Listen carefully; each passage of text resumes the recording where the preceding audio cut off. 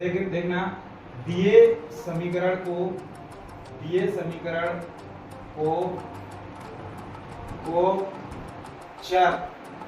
चर के गुणांक से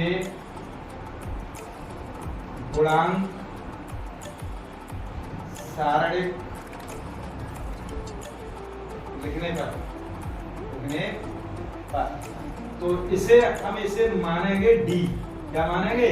डी। जो हमारा गुणांक सारणिक है वो हमारा डी है। और सारणिक देखना x चर हमारा ये है x, तो इसका 1 गुणांक, इसका 3 गुणांक, इसका ये 5 गुणांक, इसका देखना जरा y का गुणांक -2, इसका 1 और इसका 3, इसका देखना जरा 3 और इसका -1 और ये 2।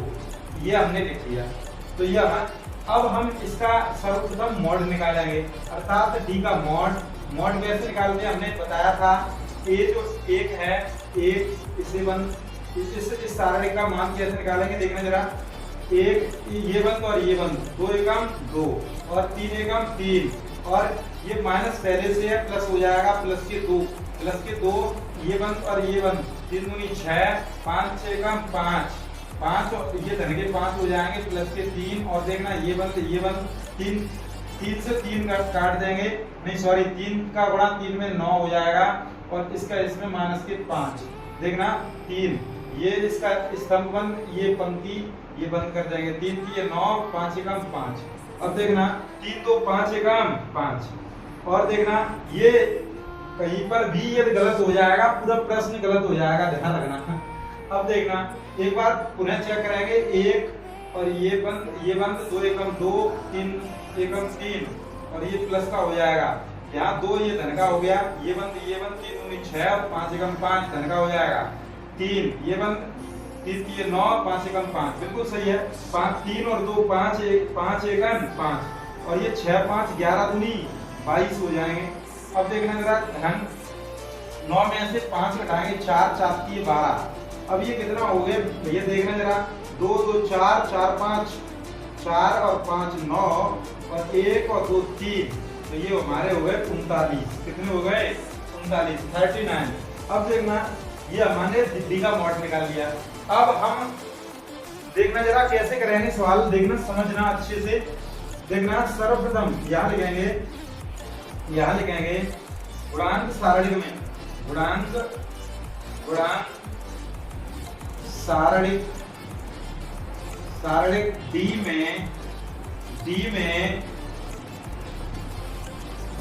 में ऐसे लिखेंगे डी के देखना डी के प्रथम स्तंभ में अचर पद विस्थापित करने पर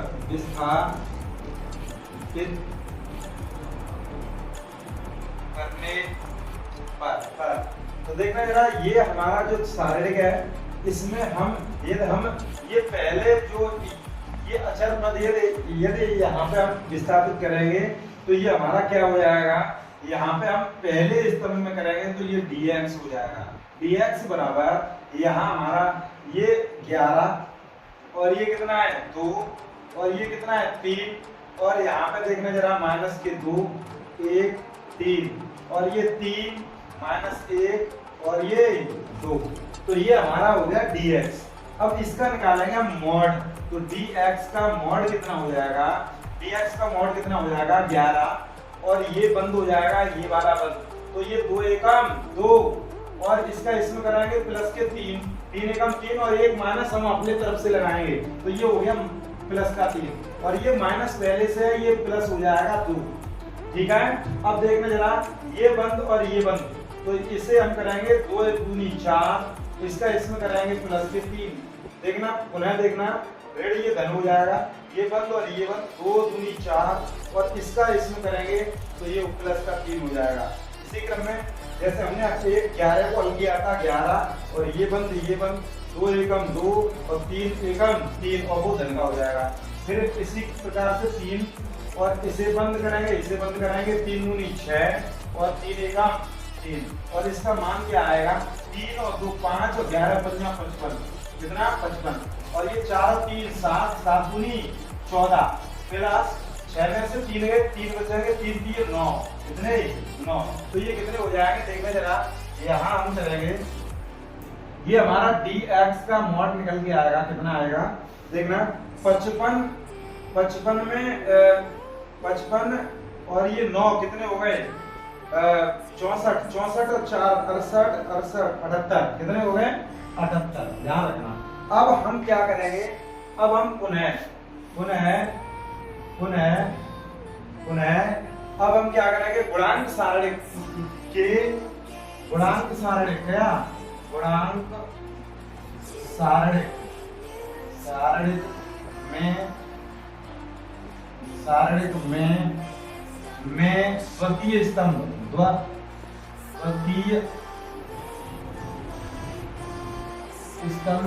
में अचर पद विस्थापित करने पर क्या हो जाएगा।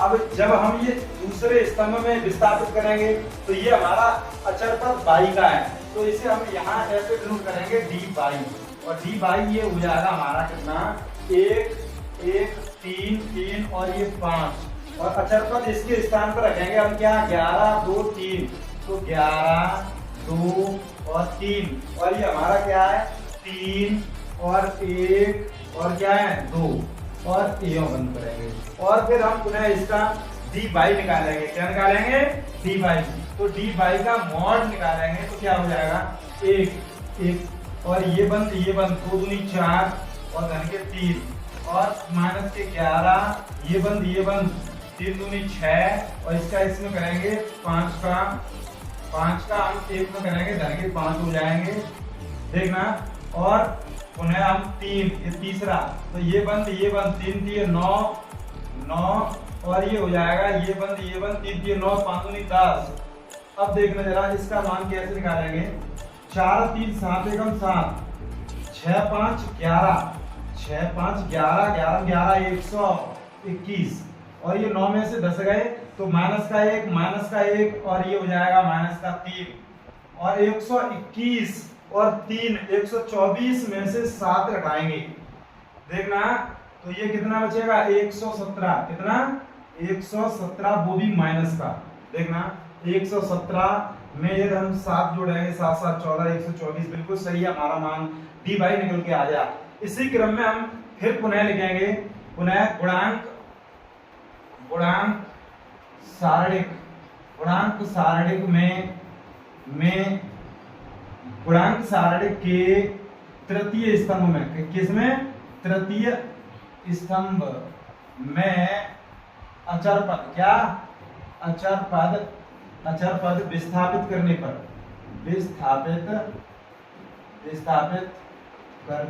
पर तो देखना जरा ये हो जाएगा। अब ये तीसरा स्तंभ है ये किसका है जेड का तो हम यहाँ लिखाएंगे डी जेड बराबर और 1 3 5 क्या है 5 तो यहाँ 5 लिखेंगे यहाँ पे ये दूसरा -2 और 1 और ये 3 अब इसके स्थान पे हम क्या करेंगे अचर पद क्या है 11 2 और 3 11 2 और 3 इसे हम करेंगे देखना यहाँ देखना एक यहाँ गलती ये कर दी कि यहाँ हमने क्या यहाँ चिन्ह हमने आप व्यू का लगा दिया है देखना आप व्यू का नहीं लगाएंगे सारणिक का चिन्ह रहेगा ठीक और देखना यहाँ पर भी प्रैक्टिस में रहता है तो ये हो गया हमारा देखना। अब इसे पुनः फिर हल करेंगे डी जेड का मॉड बराबर देखना 1 और इसे बंद 3 एकम 3 दूनी 6 और प्लस के 2 हो जाएंगे और ये बंद 3 3 9 और माइनस 5 दूनी 10 और इसका फिर क्या हो जाएगा प्लस के 11 ये बंद और ये बंद 3 3 9 माइनस 5 ये हो जाएगा। देखना 3 में से 6 गई, 3 में से 6 घटाएंगे तो कितना हो जाएगा, माइनस के 3 बचेंगे। 9 में से 10 जाएंगे, एक माइनस का बचेगा, 1 बचेगा और 1 का गुणा करेंगे माइनस के 2 हो जाएंगे। 9 में से 5 घटाएंगे तो ये 4 बचेंगे और 11 चौक कितने होते हैं, 44। अब ये 44 और ये 3 और 2 5 रह गए, 44 में से 5 घटाएंगे तो ये बचेगा धन का 39। तो ये डी जेड ये इसका मॉड निकल के आ गया। अब हमें मान निकालने x और y और z के, तो हम कैसे निकालेंगे देखना जरा। यहाँ यदि हमें x का मान निकालना हो तो ये dx का मॉड और बट्टे d का मॉड। देखना अब इसे हम कैसे निकालेंगे, dx हमारा कितना था, हमने निकाला था अभी dx कितना निकाला था, तो ये हमारा निकला था कितना, ये 78। कितना निकल रहा था, 78। तो ये हम 78 लिखेंगे, कितना लिखेंगे 78 और बट्टे, और ये हमारा d का मॉड कितना था, d का मॉड था 39। कितना 39 और 39 दूनी कितने होते हैं 78। तो x का मान कितना आ गया। तो इसी प्रकार से y का मान निकालेंगे तो dy का मॉड बट्टे d का मॉड।